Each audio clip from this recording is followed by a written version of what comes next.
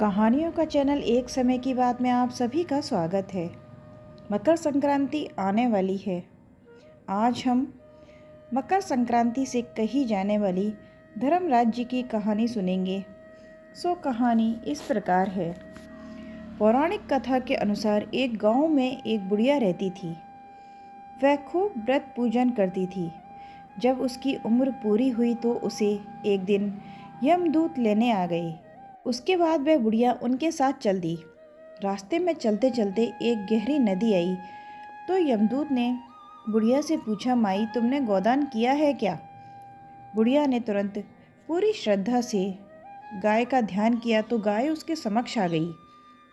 फिर बुढ़िया उस गाय की पूंछ पकड़कर नदी आसानी से पार कर गई। कुछ देर बाद उसके रास्ते में काले कुत्ते आ गए। तब यमदूत ने कहा कि बुढ़िया माई, कुत्तों को कभी खाना दिया है या नहीं? बुढ़िया ने फिर कुत्तों का ध्यान किया तो वह भी रास्ते से हट गए। बुढ़िया फिर से आगे बढ़ने लगी।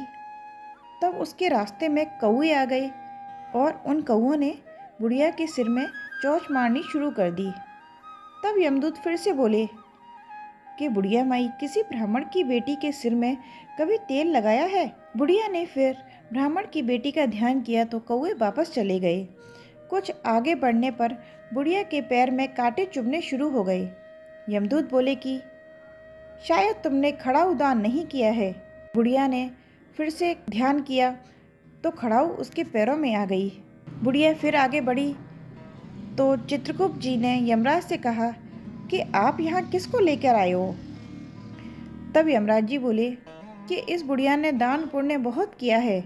इतने में चित्रगुप्त बोले, इन्होंने दान पुण्य तो बहुत किया है लेकिन अपने जीवन काल में धर्मराज जी के लिए कुछ भी नहीं किया, इसलिए इनके लिए आगे के द्वार बंद हैं। चित्रगुप्त जी की सारी बातें सुनने के बाद बुढ़िया बोली कि आप मुझे सिर्फ 7 दिन के लिए धरती पर वापस भेज दें।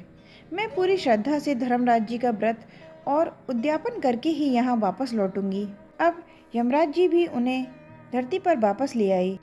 बुढ़िया अपने गांव वापस आ गई, लेकिन गांव वालों ने उसे भूतनी समझकर अपने घर के दरवाजे बंद कर दिए। वह जब घर गई तो उसके बहू बेटे भी डर के मारे घर के अंदर बंद हो गए। बुढ़िया ने कहा, मैं भूतनी नहीं हूँ, मैं तो धर्मराज जी की आज्ञा से सिर्फ 7 दिन के लिए धरती पर वापस आई हूँ। इन 7 दिनों में मैं धर्मराज जी का व्रत और उद्यापन करूँगी, जिससे मेरे लिए परलोक के रास्ते खुल जाएंगे। बुढ़िया की बातें सुनकर बहू बेटे उनके सामने आए और उनकी पूजा का पूरा इंतजाम किया। लेकिन जब भी बुढ़िया कहानी कहती तब कोई भी हुंकारा नहीं भरता था। सिर्फ एक पड़ोसन ही हुंकारा भर रही थी। इस तरह 7 दिन धर्मराज जी की विधि विधान से व्रत व पूजा व उद्यापन किया गया। इसके बाद धर्मराज जी ने बुढ़िया को लेने के लिए फिर से विमान भेजा। स्वर्ग से आए विमान को देखकर उनके बहू बेटे और सारे गांव वाले भी स्वर्ग जाने के लिए तैयार हो गए। बुढ़िया ने कहा कि तुम सब कहाँ जा रहे हो? मेरी कहानी तो सिर्फ मेरी पड़ोसन ने सुनी है और वही हुंकारा भरती थी, इसलिए वही मेरे साथ जाएगी। अब सारे गांव वाले भी बुढ़िया से धर्मराज जी की कहानी सुनाने के लिए आग्रह करने लगे। तब बुढ़िया ने वापस उन्हें भी वही कहानी सुनाई। तब सभी गांव वालों ने और उनके बहू बेटों ने बड़े ध्यान से वह कहानी सुनी और हुंकारा भरा। कहानी सुनने के बाद गांव के सभी लोग विमान में बैठकर स्वर्ग चले जाते हैं। तो धर्मराज जी कहते हैं, मैंने तो विमान केवल बुढ़िया को लेने के लिए भेजा था। तब बुढ़िया माई ने कहा, हे धर्मराज जी, मैंने अपने जीवन में जो भी पुण्य किए हैं उसमें से आधा भाग मैं अपने गांव वालों को देना चाहती हूँ। इस तरीके से धर्मराज जी ने सारे ग्रामवासियों को भी स्वर्ग में जाने की अनुमति दे दी।